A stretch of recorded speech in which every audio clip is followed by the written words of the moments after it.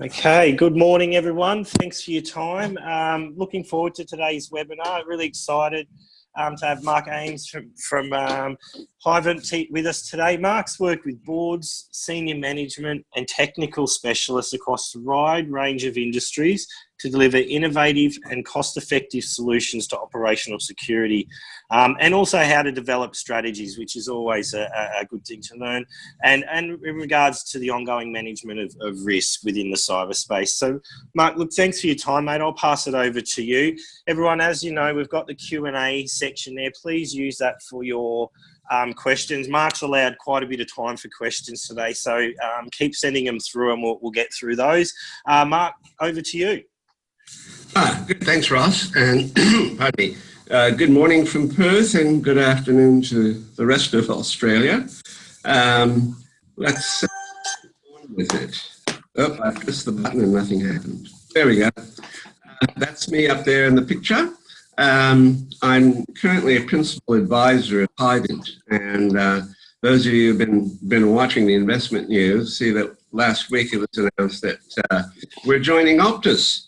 And that should be finalised over the next 6 weeks or so.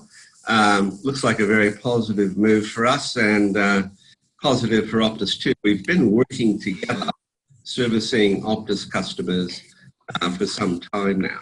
So, and we're assured it's going to be pretty much business as usual, and I'm looking forward to it. So, as Ross mentioned, I've been working in the standard space for a very long time, and very happy to be out here in Perth with Hyvant. Oh, by the way, people say, oh, what is this Hyvant? Where's that come from?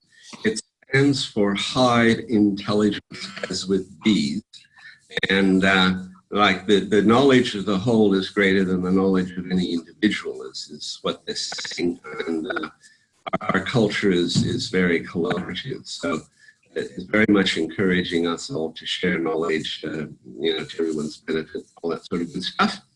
My main background is financial services and telecommunications. Well, not with Singtel or Optus, but with the other one down in Melbourne. And 3 of the 4 major banks. I don't know why Westpac didn't like me, but anyway, didn't get an opportunity there. And from consulting as well, I've had some roles with government and ports and lots of different things. So in terms of assisting people looking at their, first is what might have been called information risk, information technology risk, now cyber risk. I've done a bit of it and happy to share that with you. There's my LinkedIn if you want to find out more, and if you want to contact me, there's my email address. Okay, now today I'm going to be going relatively high level. Risk assessment, risk management can get quite complex, but I'd like to give you an overview and invite questions along the way, by the way, and so we'll see how we go. I mean, it's important in risk management, as with anything else, to get the basics right and understand where it's coming from and what it's trying to do. So, yeah, it is like predicting the weather. And there's a forecast for out here in Perth today. It looks lovely. Now, that's today's forecast. I'd say that's pretty reliable. Now, if I looked at a forecast for a week from today, well, it could go either way. And that's in the nature of risk and making any kind of prediction. The further out you get, the broader your range of error. And there is always make allowance for errors. It happens because you're trying to predict the future as well as predicting the weather. And it's important to get all the right information. The Bureau of Meteorology's got all sorts of inputs. They've got all sorts of historical records. When we're looking at cybersecurity, it's certainly better than it was, say, 10 years ago, but it's still very difficult to get the full picture and keep up to date. And I'll be talking more about that as we go on. Right, here we go. So speaking of the weather, this is from Florida and that recent hurricane, and I was recalling that when they saw the storm coming up, there was a good understanding of the risk. It's one of the worst storms they've seen. And they suggested that people evacuate. And a lot of people say, oh, no, I've ridden the storm out before, it should be okay. And that was a pretty bad decision, as it turns out. So, getting the risk right and communicating the risks is very important. And mind you, we're always hoping for the best, but we have to be prepared for the worst. Okay, so as with storms, whatever bad things can happen, hackers, trolls, whatever, it's important to understand what bad things might happen to you, and what you can do about it if you want to do something about it. And what are the options? There's often more than just one option, and that'll come up a little bit later. But in terms of doing organization risk management, corporate risk management, for cybersecurity or in any area of risk, one of the most important things is what will it cost? And we'll go into that in a bit more detail. But if it's a high risk and it's going to cost a lot of money to fix that risk or mitigate it, then you might want to think twice. Okay. Now, here we go, a favorite picture. You've probably seen this before or something like this before. It's in the ISO 31000 risk management standard and the now being reviewed ISO 27005. I think it's called Information Security Risk Management Standard. They might change that to cyber as well, who knows. We're discussing it as we speak. Well, afterwards, I'm not doing it now. And okay, so there's various stages, and it's important to understand what each of those stages is about. And very, very important, if you look up there at the top, communicate and consult stakeholders. If you don't have the right people involved, the results of your risk analysis and risk management is not going to be as reliable as you might like it to be. And the line across the bottom, look, things are always changing. It's not a set and forget process. And some of the diagrams that were in older versions of the standards, they showed arrows looping back. And so this is a cycle. You go through it once and then you go through it again. And how often you go through it is determined by a number of things, which I'll be mentioning. Okay, first one, establish the context. And yes, operating environment. And that's everything that's around your organization, your business. What are you trying to achieve? What's your local culture? What are the attitudes towards risk? And this can vary significantly. I was thinking today, you're working in one of the big banks. They might not want to go into a new online financial services venture, just too risky. But a startup that's only online might be prepared to take that risk and move out. So it's important to understand in your environment, your culture, how do people view risk? How mature are your operations, your facilities? And most important, I believe, is do you have a systematic approach to assessing risk, managing risk? That's really, really important. It's important to be consistent there. And here's just a few takeaways. And this is all being recorded. I'm assuming you'll be able to come back and look at this later. So there's the context, where you are now, where you're sitting, what you're doing, looking all around, taking everything into consideration, if you can. Okay.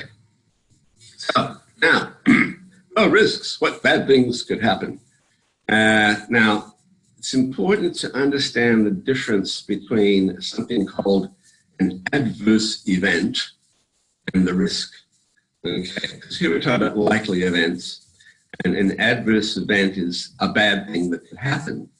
But the risk is, how likely is that to happen and how will it affect you? That's how you come to the risk.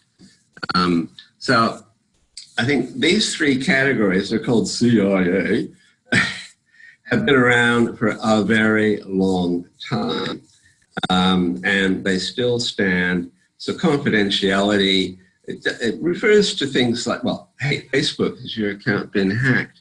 What does it mean to you? So that's a confidentiality risk. And we're seeing these happening regularly. There's ones that don't hit the news, which is, industrial espionage, whatever. Someone going to the newspapers, all these things happen. Now, it's important to understand that some information needs to be confidential and some information you want everyone to know about. So it's important to understand where you're coming from in that space. And part of availability is if there's information you want to get out to everybody, it's got to be available. You need to look at the risk of that information not becoming available. So it's a two-way street. Now, availability, I think people understand, oh, the system's down, the web page is down, oh, I can't, get on and order stuff. And it's quite a critical thing, probably one of the most important things just in terms of keeping the business viable. But now in the middle, integrity. This doesn't have to do with your moral standing, but it's good to have professional integrity. But information integrity means you can rely on the information that you're using. It's not necessarily accuracy, but it's reliability of the information. And typically that means you've got controls over how the information is gathered, how it's held, how it's changed. And this note here about disgruntled employees modifying the data in a manufacturing database, just discussing the other day, in the steelmaking industry, Whyalla comes to mind. They've got big blast furnaces and they heat the steel up, and they roll it out, and it's very, very hot, and it's got to be kept consistent. And if suddenly that goes down and the steel, molten steel, hardens inside that blast furnace, it's all over Red Rover. You can't fix it. You just break it up and start again. And the costs of that are huge. And that could happen just by monitoring one of these industrial control systems. And the more and more we depend on information technology for Internet of Things, SCADA devices, industrial control systems, whatever you want to call them, things that run our lives, self-driving cars, that information integrity is really important. Okay. And again, I can't really overstress the importance of context. The risks that you face will depend on your operational context. There's some standard ones that we see all the time, but really, what we see, bad things happening, we see all the time, happening to lots of different organizations. The risk they present depends very much on the context of the organization. So please, bear that one in mind. Okay, now we're going into, well, a favorite and least favorite of mine, actually. It's called heat maps. We'll see an example in a minute. But when we're looking to calculate a risk or analyze a risk, we want to look at how likely these bad events are. Right? And here I've got, there's three that very likely unlikely. Typically, this is not sufficient. Most organizations will use at least 4 levels. Some get carried away and they'll have 10 levels, and they're all probability 0 to 10%, 11 to whatever. And the more detail you get into in that space, the more information you need, the more accurate information you need, and you need to consider that because there's a risk that the information coming into your risk assessment may not be exactly what you need. It may not be sufficient. It may not be correct. So keep an eye on that. And in terms of looking at the likelihood of an event, usually historical is a good measure. And that's certainly better now than it was even 10 years ago, because now there's a lot more mandatory breach disclosure information. There's a lot more publicly available information about the types of threats and bad things that we face every day. So we can see how often it happens, and that can give you an idea of the likelihood. And for instance, how likely is it that some hacker or somebody, whoever, might be checking out my network, walking around the house, rattling the doors and windows, seeing if there's a way in. Does anyone know how likely that is? Anyone who's out there? Want to put forward a guess? Oh, I can almost see people smiling, even though the cameras aren't on. It happens all the time. I was working at one of the banks I was working at. Our security ops manager put a firewall out on the internet. I said, why are you doing that? He says, mate, I'm collecting road noise. And there's a lot of road noise. So people are always going to be looking for ways in. So bear that in mind. Okay, so these measures of likelihood have to fit in with your context, with your organization. If they like hard numbers, all right, come up with some hard numbers, but make them aware of there is always a margin of error. Okay. Now, we've looked at the likelihood. Now let's look at what we call business impact. And we need both the likelihood and the business impact before we can assess the risk or analyze the risk. So here are some common areas of impact. I won't read them out to you. You can see what they are. You're probably familiar with them. And intellectual property is one that's come more to the fore recently, as far as I can see. A lot of state actors, as they're called, and more about them later, are trolling around looking to pick up some intellectual property from other nations or, as I said, espionage from competitors. There's also the business impact, and maybe it hasn't made it in this slide, we'll see it later, is personal health and safety. That's a personal impact, and that needs to be factored in, especially, as I mentioned, with industrial control systems and Internet of Things. So, human safety, human life, is much more significant in looking at impacts these days. Right. Now, in order to look at risks and the combination of bad things happening and business impact, you need to develop some scenarios.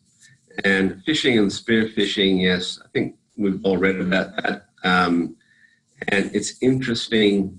This is the main way that attackers get in to organizations. It is the main way.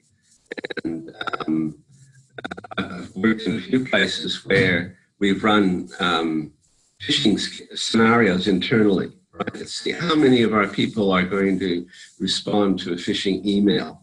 And we'll cook it up. It looks pretty good. There might be the odd giveaway in it. And boom, boom, 10-20% of staff responding to it. Okay, we need more training, and especially with spear phishing, targeting your execs, they definitely need to have some training in this space because they're privy to some more sensitive information. But even with a lot of training and again and reminding, ongoing, you do another phishing exercise, and you might get just maybe you do really well, good results, only 5%. But remember, only 1 or 2 people in the organization responding to a phishing email can help an attacker get inside. So this is a significant threat that you need to consider. Fake news, fake news is in the news a lot these days. But incorrect information, this can come from a number of sources. DDoS and website defacement, they've been around for a long time. Not seeing quite so much website defacement these days. The script kiddies go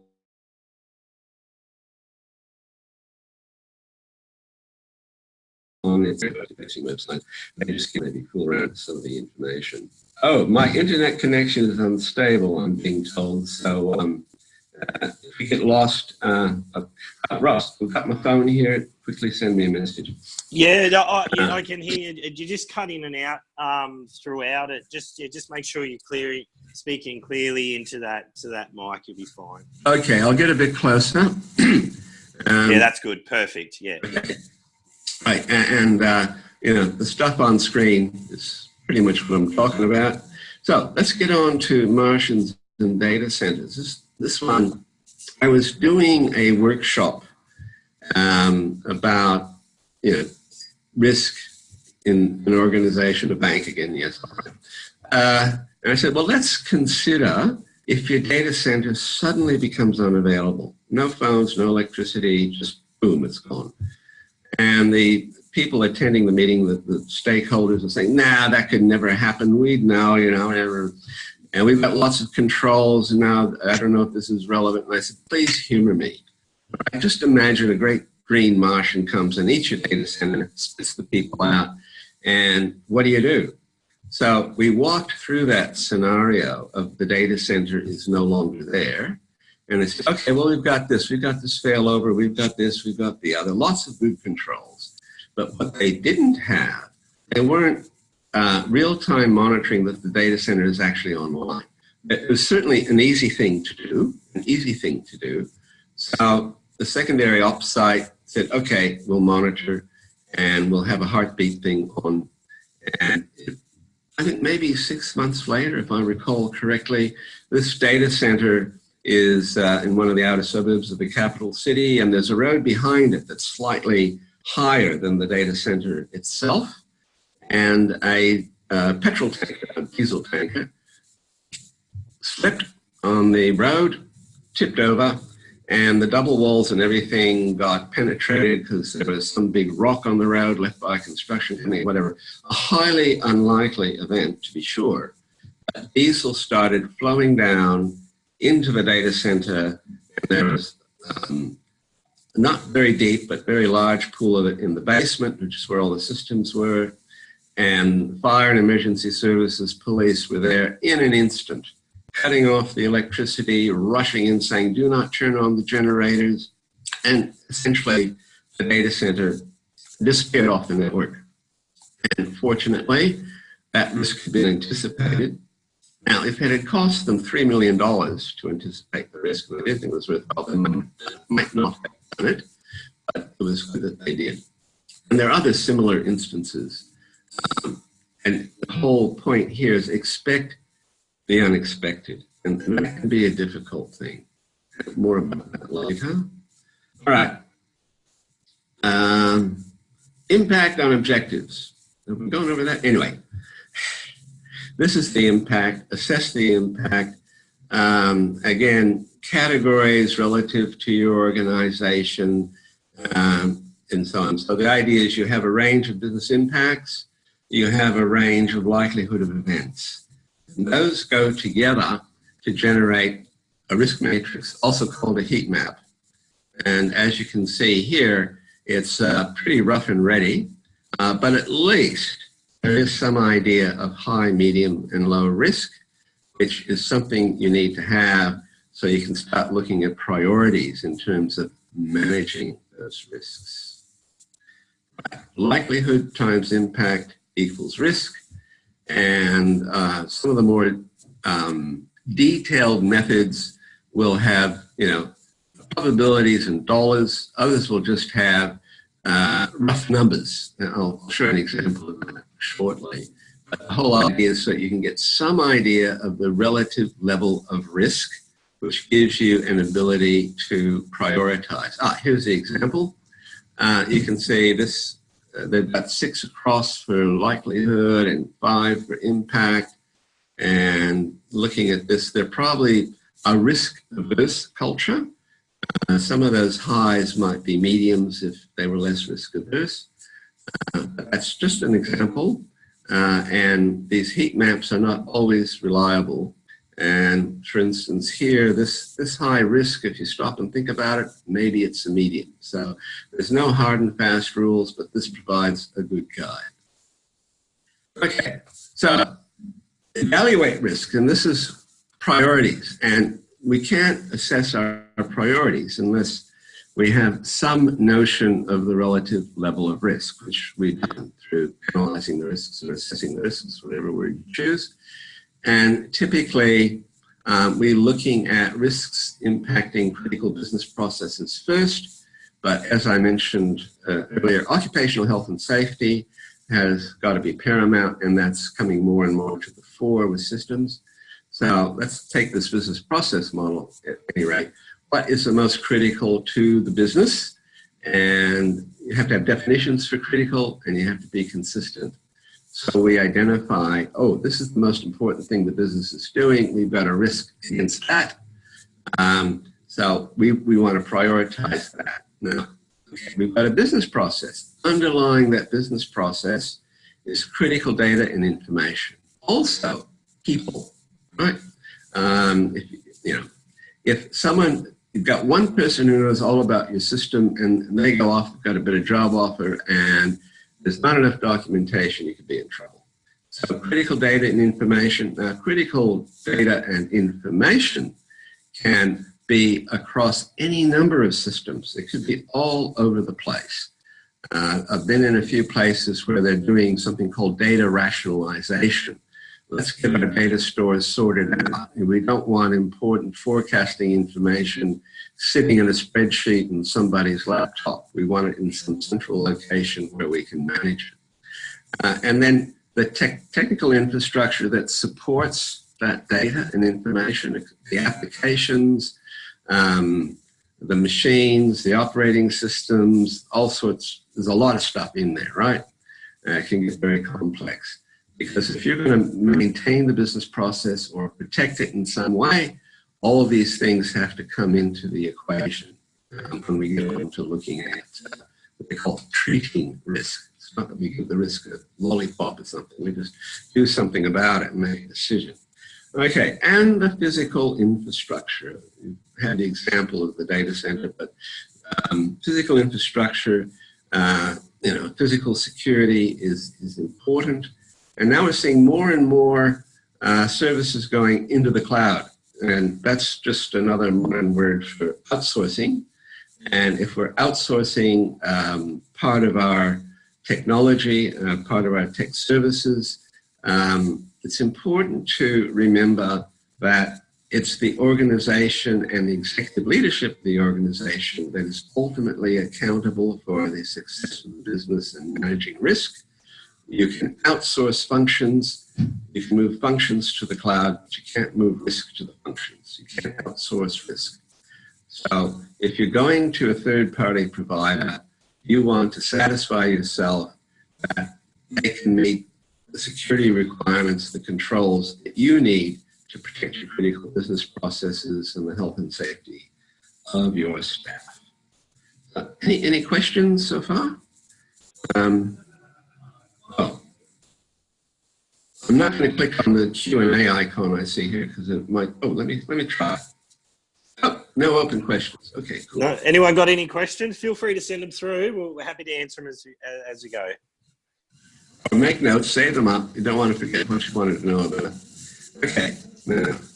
Okay. As I mentioned, treat the risks. What can we do about these risks that we've identified, assessed, and set priorities for? Okay. One is just don't go there. If it's too high a risk, or if the cost of managing that risk is too high, you can choose not to do this. And that does happen. Then there's risk transfer. Now, this is that you can outsource services, you can't outsource risk. But if I'm getting insurance, that means, if something bad happens, I'll get the money to fix it, or I'll get the money to pay the damages. You can also outsource services. Say you might want to outsource a security operations center. Well, you can transfer some of the risk. You can't afford perhaps to operate an effective security ops center in-house. You outsource it. You want to make sure that in that outsourcing arrangement, the requirements are understood, the responsibilities are understood, and liabilities are covered. That's really, really important. A lot of mistakes have been made in the past. I think people are wising up to some of these issues these days, but always there's a chance to go wrong here. And mitigate. This is probably something that you're all more familiar with, and that's go through and fix the vulnerabilities. Patch. Yes, patch management. Sometimes just applying a patch will greatly reduce your risk. And there's this ongoing issue of patch management. That could be the subject of another webinar about how do you manage patching. And so there's an idea for Ross to pick up. And then, of course, improve controls. And some of the most frequent control improvements that I'm seeing recently is moving from password-only authentication to multi-factor authentication. And that's always a good move. And it's getting easier and cheaper these days. So highly recommended. So we can avoid, we can transfer, we can fix, but we could say, yeah, okay, I'll go for it. I'll accept that risk. That risk is within my risk appetite. I'm prepared to wear that. I realize I'm going into this venture. I should be able to make quite a bit of money for the business on this.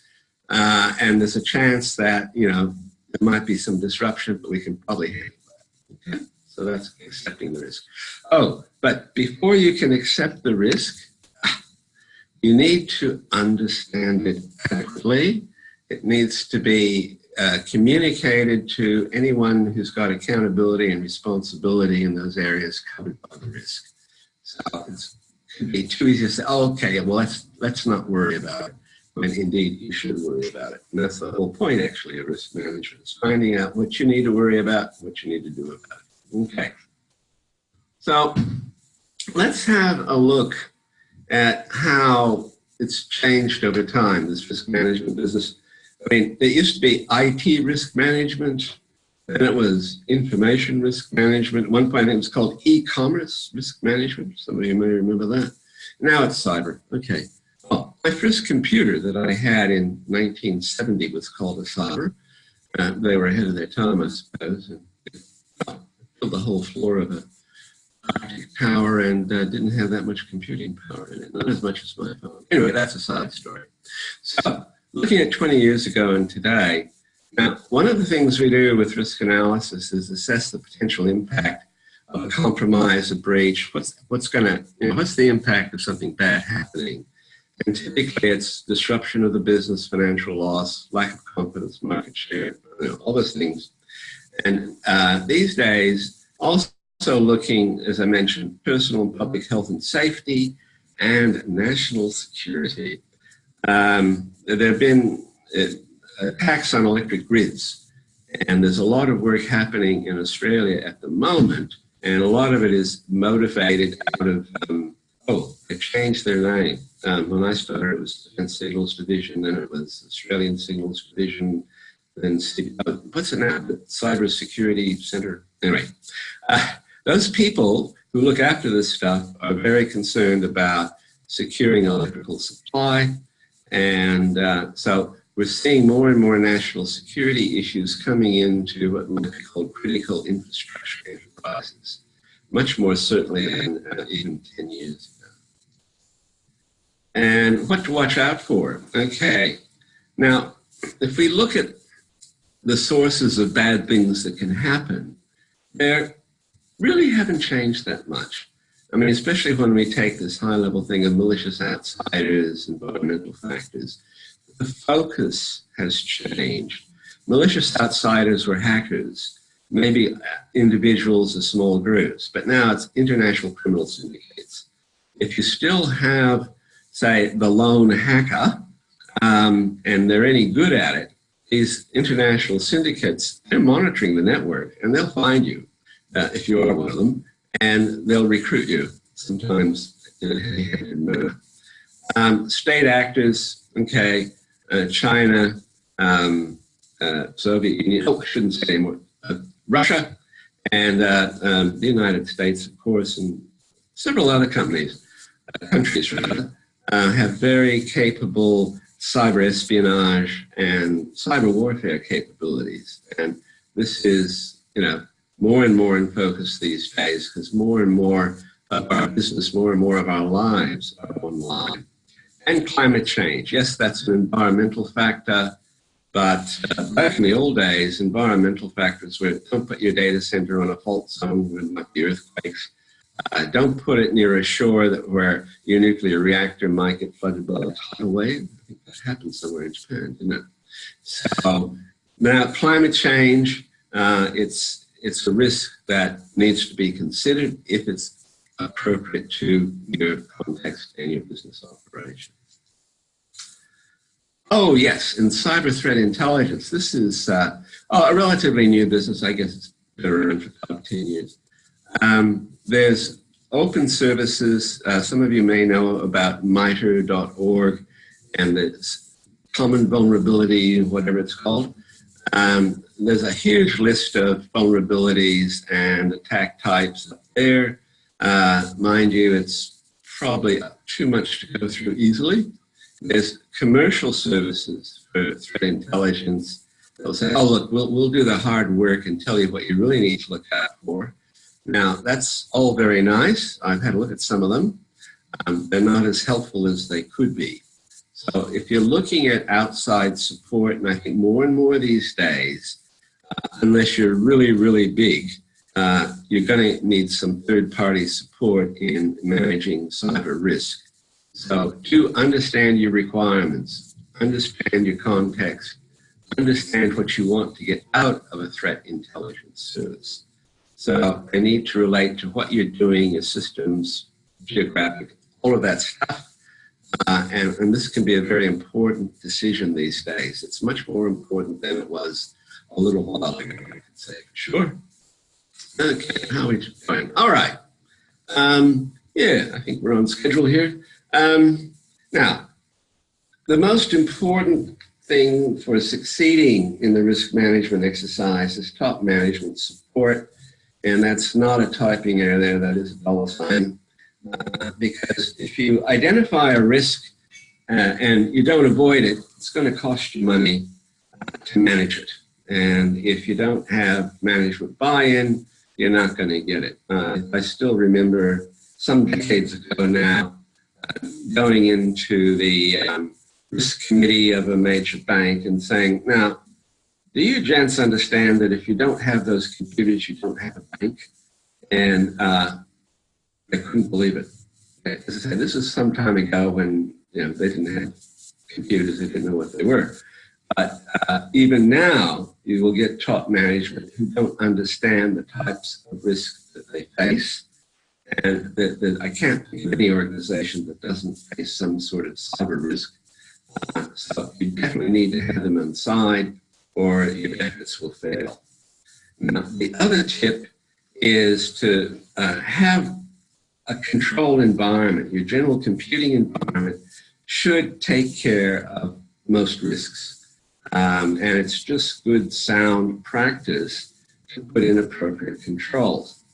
And there's a number of sources online, NIST publications, there's guidance from Australian government and others about what the control environment needs to look like. ISO 27001 talks about this at a high level. And what we're seeing now, this you're probably familiar with the NIST Cybersecurity framework. That's becoming one of the more dominant standards. Well, it's not really a standard, but it's becoming a standard for cybersecurity. And they talk about control frameworks in there. And the control environment, again, is dependent on your context. Most of these controls are out of the box. They just have to be managed properly. Thank you very much. No point putting in the control if you don't manage it. You have a control environment, which includes the controls, the management, and so on, that most changes to your business systems, most new applications, your control environment will deal with it. And this means you only need a quick high-level risk assessment, not one that takes weeks, whatever. You say, okay, this is within our risk appetite, given our control environment, so we can go ahead. And the detailed risk analysis effort is by exception, because to get proper risk assessments done can be costly. Why? Because you need experienced practitioners. Now, I read something, and I probably read too much, if that's possible, but cruising around on the internet, looking at all the new research papers and news and whatever, I saw something within the last couple months, and maybe it was from the UK. The UK government is moving away from the type of heat map risk assessment that we've been talking about today, mainly based on the fact of inaccuracies and divergent results. But the paper I read was saying that people who've been doing this for a while, typically 5 years or more, if they do a risk assessment on the same situation or system, their results are pretty close together. You don't expect them to be exactly the same, but they're close. They're grouped together. It gives management a good idea of where that risk is. Now, there's a lot about artificial intelligence replacing jobs. Well, maybe one day there'll be an AI or an online service for doing risk assessment and risk management. But actually, there are some online services for website security. I think OWASP has something like that. You fill out a checklist and it says, oh, you're at high risk, or whatever. Now, that can be useful. But in terms of overall cyber risk management for business or organizations, the AI, the online services are not there yet. You need someone who's got some experience up their sleeves to do this for you.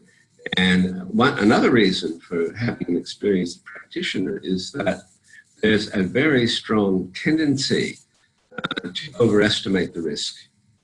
And that has to be watched out for. And also individual personalities. Some people are born risk takers, others are much more cautious, and that might influence their approach to assessing your risk. Oh, what's happened here? I think my machine is trying to go to sleep.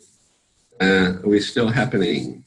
Yep, all good. I got a couple of questions actually. So you mentioned the climate change impacts cybersecurity. Have you got some examples? Have you got sort of a case study or something around that? Okay, let me make this one last point here down the bottom of the screen about regularly review your risks. And climate change is a good reason for that, because it's only in the last couple of years we're seeing these adverse weather events. Here we are, that's the Q&A page. So, look, I don't have anything definite, but just looking at these storms that have gone through the US, hurricane-type winds, typhoon-type winds, as far inland as Philadelphia and Pennsylvania, all up and down the East Coast. Now we're seeing it all across the South Coast. What's been the impact there on data centers, on communications, and so on? Now, one case study I did do was the San Francisco earthquake, which was a very long time ago. But there was this earthquake and freeways collapsed, parts of the land there in San Francisco kind of turned to mush and buildings sank and fell over. And in that situation, being California, close to Silicon Valley, the disaster recovery, so-called, was good. All the data centers were back up and running within targeted times, but there was no telecommunications. The online payment systems were up, but the ATMs, they didn't work. So this is more along the lines of business continuity, but business continuity is a risk and needs to come into that. So it has to be considered because things like the hurricanes we've seen recently in the US and also Portugal, and there was some major earthquake here in Western Australia the other day. Fortunately, it was not near any highly inhabited places, so the impact was not so big. Pardon me. But there will be more impacts. There needs to be more focus on the impacts of climate change. So I hope that helps. Anything else? Yeah, no, that's good. Thanks. And another one here is, what's the best approach for maintaining? You mentioned the baseline control of environment. Test today, test tomorrow, and test the next day. I was involved in setting up a cloud environment for a major telecommunications service provider some time ago. And pardon me. So I was their security architect, and I said, hey, look, we've got to make sure we do this. Yeah, okay. They were using something akin to DevOps or just-in-time, trying out something new. A fairly conservative company, so yeah, sometimes these things go wrong. And I said, look, I've got my concerns about this environment you've put together. Well, yeah, all right, sure, but we'd like to, host up this customer. We've got them lined up. We'd like to start this next week. They said, okay, please let me organize some testing. So I got a mob up in Sydney just to do a test. I gave them a site within the cloud there in a machine, and said 5 o'clock. They started. 20 past 5, I got a phone call. They said, Mark, look, we've already taken over your infrastructure and all the other instances you've got. You know, I can't charge you for this. It just hasn't taken us any time at all. I said, oh, well, if you could give me some report on how you did that, I can take it and I can get some of my recommendations in place. So it took about 2 weeks to get this platform up to spec before we could actually host someone. But the general answer is have people testing, penetration testing, whatever, and get a good mob to do it for you who are up with the latest attacks, because what worked last week may not work this week. So it's continuous monitoring is my suggestion, both in terms of looking at cyber intelligence, and actually there is a lot of very good threat intelligence that will come out from vendors. They'll say, oh, our product has this issue, we suggest you do this, and often it'll be pre-announced to customers. So get your sources of threat intelligence and regularly test. That's the only way to do it. More? Excellent. Oh, yeah, one more here. Sorry, I had it on mute. What new risks would you say we're facing now that have migrated up the cloud? So, would you still recommend maintaining like house backups in this particular instance? That is a very good question. Okay, it sounds like a good idea, but you need to look at what's involved. And I would say it's good to have some images somewhere else. And I remember once I was asked, oh, how come we've got 2 different brands of firewalls across the network? And I said, well, one might pick up something that the other one won't. And also you can help spread your risk across the major cloud platforms, because we still see sometimes, I mean, the main ones now are Azure and AWS. But there's others up and coming. IBM has one they're promoting. Google has one they're promoting. But if you spread your services across platforms, you can help minimize the risk of disruption as long as they all work well together. But you can also look at from your cloud service provider, you say, okay, I want a service level guarantee. You can do a restore that, you know, the availability will be this.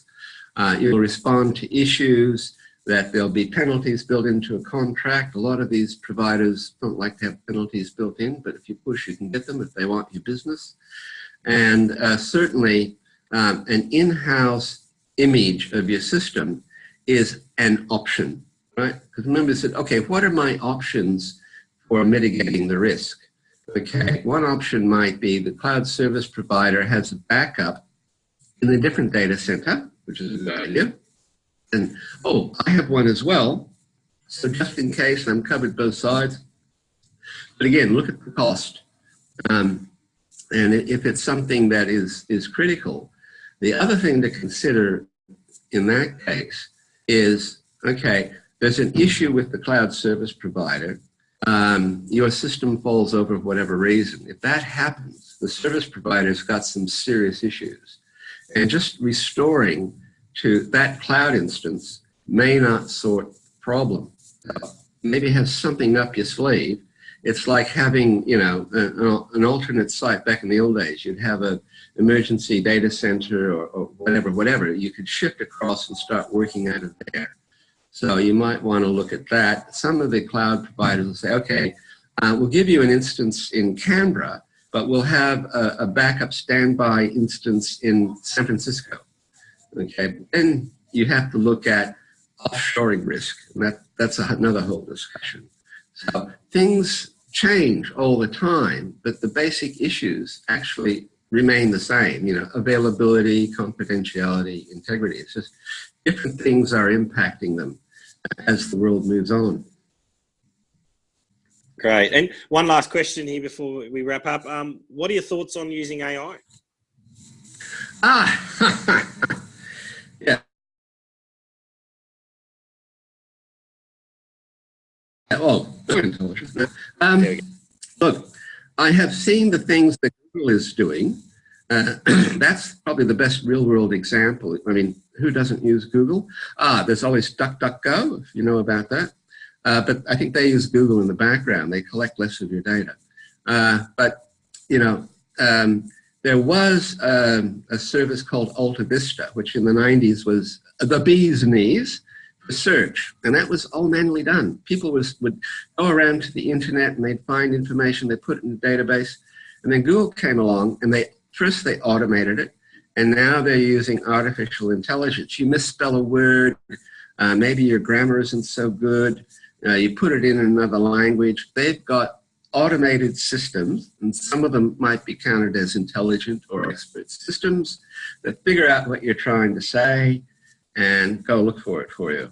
So AI is coming along significantly. There's still issues. I mean, one of the things that concerns me about AI is that once you set it off, and there's these recent things I saw was AI was going out looking at web pictures, comparing it with reference photos to help improve its image recognition. And hey, this was a good idea, it worked. But when you dug down into the code changes in the AI, no one could understand what was going on down there. And that could be a worry. So, I mean, AI has made huge advances. It's in there. It certainly has its niches at the moment, but we need to be careful. Maybe I'm just risk averse when it comes to AI. Yeah, so we all should be. Look, Mark, thank you very much. I think you're on the money with the time today, and the content I think is very refreshing, and it's great to see what's happening out in the space. Look, on behalf of all the members and myself, I'd just like to thank you for your time and all your effort today and presenting this content. So thanks very much, and we look forward to potentially doing a new one in the new year with you. Okay. Oh, yes. From Optus, yes, wherever. No worries, that'd be great. Yeah. But it's just, and we did not even plan this. It was just through natural cause that it ended up being Hyvant that we actually got this webinar with. So I think it might actually be really interesting to see this journey and what happens with Optus. And you know, I'm sure we'll all be on the sidelines here waiting to get some updates. So look, Mark, thanks for your time. I can see there's a lot of comments coming through on the chat. So thanks for your stimulating presentation. Really awesome. So yeah, everyone's saying thanks, mate. So really appreciate it, and have a good week, and we look forward to seeing you again. Thanks for the opportunity, and I hope you all did find something of use here, and look forward to next time. Most definitely. I'm sure they did, Mark. We'll take care, and we'll talk to you soon. Oh, and watch your step as you leave. That's a risk management tool, all right? Yeah, you know it. I'll leave this on. Thanks, guys. See you later. Bye. Bye.